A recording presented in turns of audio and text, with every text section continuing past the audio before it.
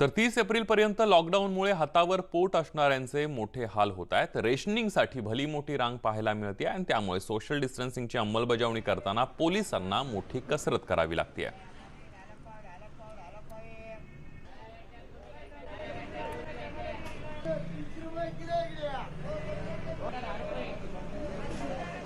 महाराष्ट्रातला लॉकडाऊन जो आहे तो 30 एप्रिलपर्यंत वाढवण्यात आलेला आहे आणि त्यामुळे लोकांना आवाहन करण्यात आलं की तुम्ही घरी थांबा।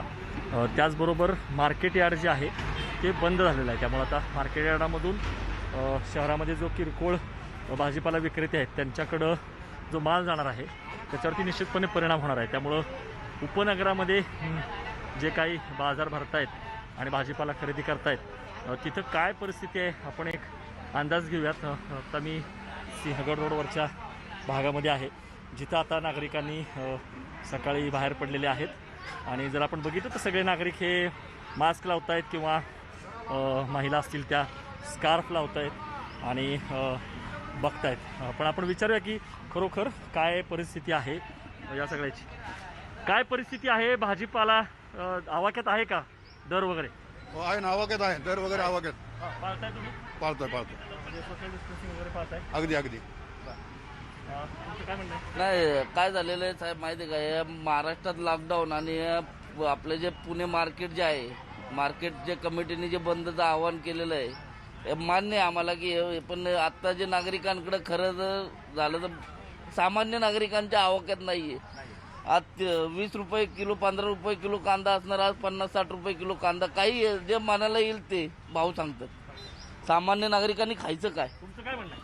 आमचं म्हणणं आहे की भाजीपाला थोडासा स्वस्त करावे, कडधान्य थोडं किराणा दुकानाचे माल पण खूपच वाढलेले आहे। गरिबांनी काय खावायचं, लोकांकडे आहे ते तेवढं खायला भेटतात, गरिबांनी पोटभर असल्याने काय करावे माणसांनी।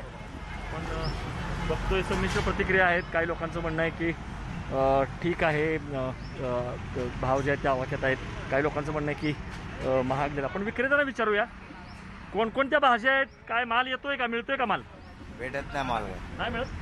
काय काय कुठला आणतात माल? शेतकऱ्याकडनं येतो। काय भाव आहे सध्या? 10 रुपये पाव, 40 रुपये किलो वाढलेत भाव? हा वाढले। रेग्युलर भाव देतो, रेग्युलर भावाचे? रेग्युलर भाव देतो 10 रुपये पाव जो रेट येतो। पण माल मिळत नाही, कमी झाला माल? माल कमी झालेला आहे, शॉर्टेज माल आहे, त्यामुळे आहे ना मालाचे रेट वाढलेले, बाकीच्यांना माल भेटत नाही। आपण बघतोय की त्याचे परिणाम जे आहेत ते दिसतात। अर्थात असं जरी असलं तरी लोकांनी मात्र गर्दी करायची नाही आहे। एखादाच दिवस आठवड्यातून तुम्ही बाहेर पडा आणि जो काही जीवनावश्यक वस्तू असेल, भाजीपाला किंवा किराणा, तो घ्या आणि बाहेर एक तर पडूच नका। बाहेर पडलात तर जे नियम आहेत, मास्क घाला, स्कार्फ लावा किंवा जे सोशल डिस्टन्सिंग आहे ते देखील पाळा। ते अजून पुरेसं पाळलं जात नाही आहे, हे दिसतंच आहे स्पष्टपणे दृष्टातून। त्यामुळं लोकांना आव्हान आहेच की एक अजून 15 दिवस जे आहेत ते लॉकडाऊनचे वाढवलेले आहेत आणि जर आपण जबाबदारीने वागलो नाही तर हा लॉकडाऊन वाढू शकतो असा इशारा देखील प्रशासनाने दिलेला आहे। त्यामुळं लोकांनी देखील गांभीर्याने वागण्याची गरज आहे। व्हिडिओ जर्नलिस्ट सचिन हंचाटेसह अद्वैत मेहता, न्यूज 18 लोकमत, पुणे।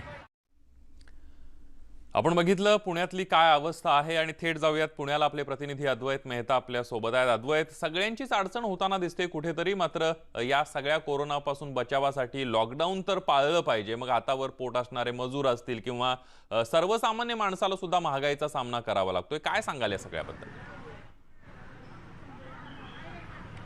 संदीप, आपण दृश्यच दाखवू बोल की लोकांना म्हणजे अंदाज येईल की लॉकडाऊन काळामध्ये आव्हानं काय आहेत। आता बघा सिंहगड रोड च्या भागातली दृश्य आहेत आणि अक्षरशः 1-1.5 किलोमीटर अशी रांग आहे आणि ही लोक अक्षरशः नंबर याची वाट बघून थकून बसलेली आहेत। हे सगळे कष्टकरी लोक आहेत आणि रेशनवरती धान्य जे काही सरकार देणार आहे त्यासाठी यांनी ही रांग लावलेली आहे।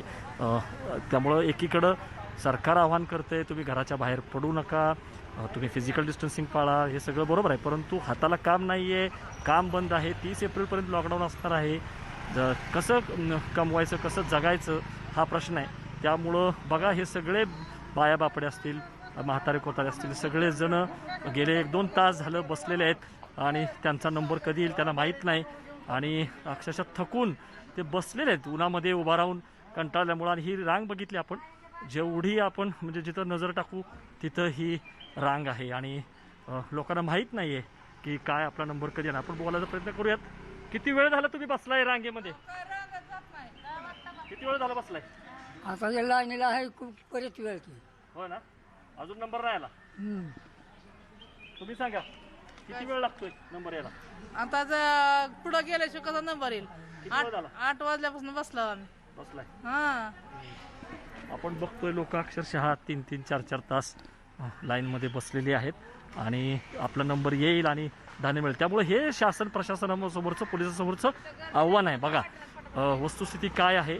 लोक बाहेर पडलीत, लोकांनी मास्क घातलेला आहे, लोकांनी रुमाल जो आहे तो बांधलेला आहे, काही लोकांनी स्कार्फ घातलेला आहे. जे काही इथं प्रशासनाने त्यांना आखून दिलेलं आहे त्या अंतर सोडून देखील लोक बसत आहेत. परंतु तास त्यांना बसावं लागतंय. आणि जर आपण बघितलं तर आता या रांगेचं टोक बघा, कुठं ते टोक जवळपास सिंहगड रोडच्या जो मुख्य रोड आहे तिथं ते आहे. आणि अक्षरशः 1-1.5 किलोमीटर हे सगळे लोक आहेत ते बसले आहेत. त्यामुळं हे बरोबर आहे की लोकांनी घरी बसलं पाहिजे, लोकांनी बाहेर येता कामा नये. परंतु दुसरीकडं जर हाताला काम नसेल, 30 एप्रिलपर्यंत जर आम्ही काम करू शकणार नसेल तर काय करायचं? मग त्यांना जो दिलासा आहे तो अशाच या सगळ्या रेशनच्या धान्याचा आहे. आणि तो मिळण्याकरता जर लोक अशी तासंतास बसणार असतील तर यावरती काहीतरी उपाययोजना प्रशासनाने केल्या पाहिजेत की ही गर्दी कशी टाळता येईल किंवा ही कमीत कमी कशी ठेवता येईल. हा वेळ जो आहे तो कसा कमीत कमी ठेवता येईल आणि लोकांना जे काही त्यांच्या वाट्याचं धान्य आहे ते त्यांना पोच. कारण असं जर नाही केलं तर आपण जे काही सगळे नियम घालून दिलेले आहेत त्याचा फज्जा उडायला वेळ लागणार नाही. आणखीन 30 एप्रिलपर्यंत करायचं आहे. त्यामुळं ही दृश्य बोलकी आहेत, हे वास्तव आहे, ग्राउंड रियालिटी. काय नाही संदीप? खरंच ज्यांचं हातावर पोट आहे, रेशनवर ज्यांची सगळी दिनचर्या चालते अशांची मात्र मोठी अडचण झालेली आहे. धन्यवाद तुम्ही दिलेल्या संपूर्ण माहितीबद्दल. यानंतर पुढची बातमी सुद्धा पुण्यातलीच आहे. आपल्या खास तिरकस शैलीसाठी प्रसिद्ध असलेल्या पुणेरी पाट्या नेहमीच चर्चेचा विषय ठरतात. पुणेरी खोचक टोलेही अनेकांच्या परिचयास आहेत. कोरोनाच्या काळातही अनेक जण रस्त्यावर बेमालूमपणे फिरतात आणि स्वतःसोबत इतरांचाही जीव धोक्यात घालतात.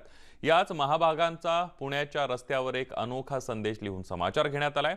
गाढवांनो, घराबाहेर पडू नका, घरात बसा असं रस्त्यावर लिहिण्यात आलंय. त्यामुळे लाजे खातर तरी काही जण घराबाहेर पडण्याचं टाळतील हीच अपेक्षा आहे.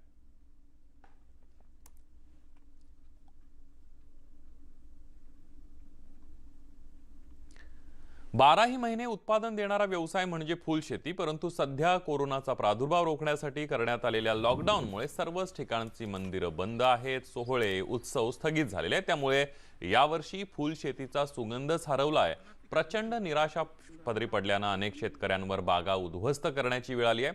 सध्या अकोला जिल्ह्यामध्ये 500 ते 600 हेक्टरवर फुलशेती केली जाते. त्यातून शेतकऱ्यांना उत्पादनही अधिक आणि मजुरांना वर्षभर काम मिळू लागलंय. यावर्षी तर पाऊसही अधिक पडल्यानं फुलांच्या बागा चांगल्याच बहरल्या होत्या. मात्र अचानक कोरोना विषाणूचं संकट गडद झाल्यानं राज्यासह देशभरामध्ये लॉकडाऊन करण्यात आलं आणि फुलाची मागणी असणारे सर्वच कार्यक्रम, उत्सव, सोहळे रद्द करण्यात आले. त्यामुळे फूल तोडणी सुद्धा शेतकऱ्यांना न परवडणारी झाली आणि त्यामुळे निराशेनं शेतकऱ्यांनी फुलांच्या बागा अक्षरशः तोडून टाकलेल्या आहेत.